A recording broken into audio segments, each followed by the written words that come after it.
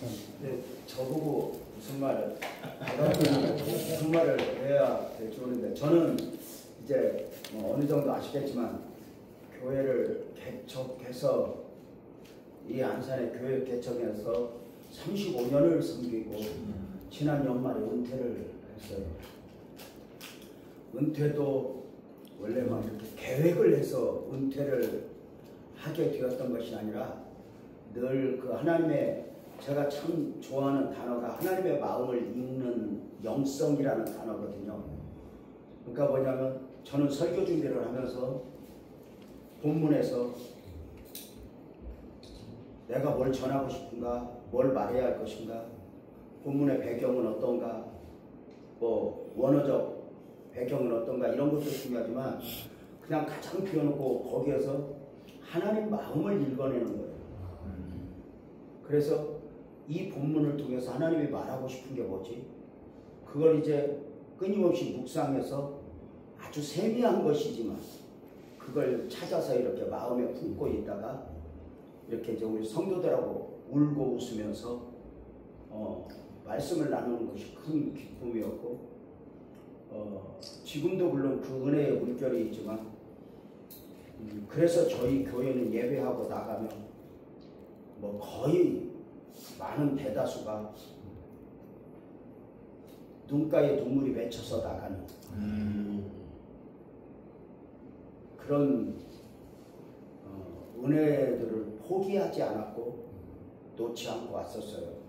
그래서 그 하나님의 마음을 늘 읽는 중에 갑자기 은퇴를 하게 된 배경이 어디에 있었냐면 지금 우리 담임 목사를 제가 한 4, 5년 함께 있는 동안 다른 데서 청빙이 한 2번 왔었어요. 그렇게 큰 교회는 아니어도 청빙이 한 2번 왔는데 제가 한 번은 막았고 한 번은 다른 부목사를 보냈어요. 그 교회를 설득해서 얘보다는 얘가 나이가 많고 좀 노련하니까 이렇게 갔으면 좋겠다. 한 2번을 막았던 거가 목사님 말씀 좀 죄송한데요. 목사님이 계속 서서 말씀하시니까 불편한데 그냥 아니 괜찮아요. 원래 오늘은 서야 말을 근데 이렇게 그렇게 한 2번을 막았기 때문에 마음에 늘 한쪽에 부담이 있었어요. 그래서 그 다음은 내가 풀어줬어요. 얘가 갈 수 있으면 가자 그래가지고 서울의 한 교회에 청빙이 와서 서류를 넣었는데 마지막 2명에서 안 되더라고요. 왜냐하면 이미 내정돼 있었던 거예요. 형식상이었지. 그래가지고 이제 안 되고 그러고 한 1, 2년, 2, 3년 지났는데 여기 가까이 의왕에 있는 한 큰 교회가 있어요. 건물은 우리보다 좀 작가도 아주 알찬 교회인데 좀 고통 중에 있었다가 그 교회에 있었던 장로들이 다투고 우리 교회를 한 2명이 왔어요. 이제 의왕에서 안산에 사니까 목사님 나 목사님한테 갈랍니다. 와서 한 2년 신앙생활을 하는 중에 그 교회에서 우리 담임 목사를 청빙을 한 거예요.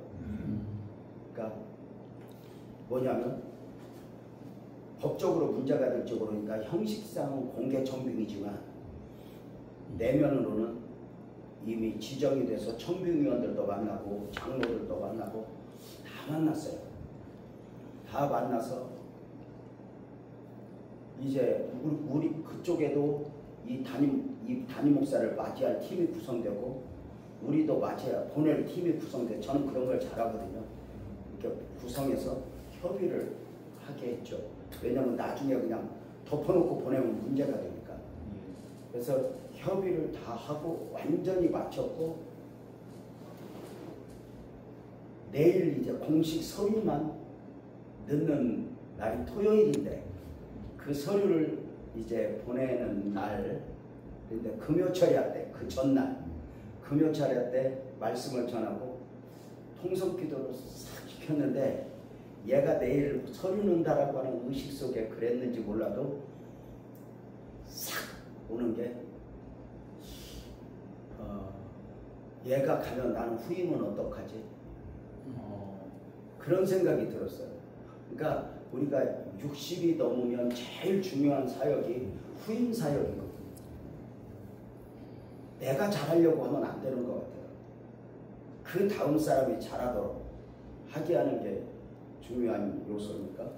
근데 문득 그 생각이 밀려오면서 한 10분 기도를 했는데 하나님이 이 마음을 주셨다고 믿고, 그러면 순리에 따라보자 할 거는 한 10분 기도하고 철야 기도를 마치고 내 방 목양실에 불렀어요. 그 내일 서류는 기간 목사를. 제가 이렇게 말했어요. 내일 서류 넣기로 했는데 가지 말자. 근데 내가 보장은 해줄 수가 없다.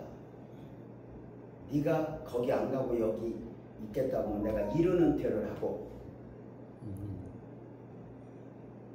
이른 은퇴를 하겠다. 단 하나, 우리 장로님들이나 성도들이 너를 받아줄지는 모른다. 근데 그것은 내가 어떻게 못하지만 나는 일단은 네가 안 갔으면 좋겠다. 그러면서 그랬어요. 사실 나 같으면 간다. 고향에서 사랑 못 받는다. 그리고 이쪽은 확실하고 이쪽은 공동회에서 남겨있고. 그래서 근데 안 갔으면 좋겠다. 그랬더니 잠깐 묵상하더니 순종하겠습니다. 그러더라고요.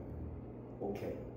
그래서 그날 한 10분 사이에 우리 아내와도 이야기를 안 한 상태 속에서 마무리를 하고 토요일 날 보내는 팀도 불러서 안 보내겠다고 해갖고 난리가 났어요. 왜냐면 다 목사님 협의를 다 해놨는데 약속을 깨냐고. 그래서 미안한데 그쪽에 통보를 좀 해달라고 난리 났었죠. 그래가지고 토요일 날 그렇게 보내는 팀들 불러다가 이야기하고 주일날 장로님들하고 모여서 그 과정을 잠깐 지금 말씀드리듯이 이야기하면서 장로님들이 받아줄지는 모르지만 장로님들이 이 담임 목사를, 이 목사를 후임으로 동의를 해주시면 공동회의를 하겠습니다. 근데 지금 결정하지 맙시다. 한 주간 기도하고 다음 주일날 무기명 투표를 합시다. 그래서 얘를 받아주기로 하면 내가 이른 은퇴를 하겠습니다. 성도들에게 좀 충격이겠지만 이른 은퇴를 하겠습니다. 그래가지고 장로님들에게 쭉 설명을 했더니 장로님들도 뭐 생전 못 듣던 소리일지라도 토요일 날 모여서 이야기를 했었기 때문에 이미 돌았죠. 그 이야기가. 그래서 장로님들이 한 주간 기도하고 좀 결정을 해달라.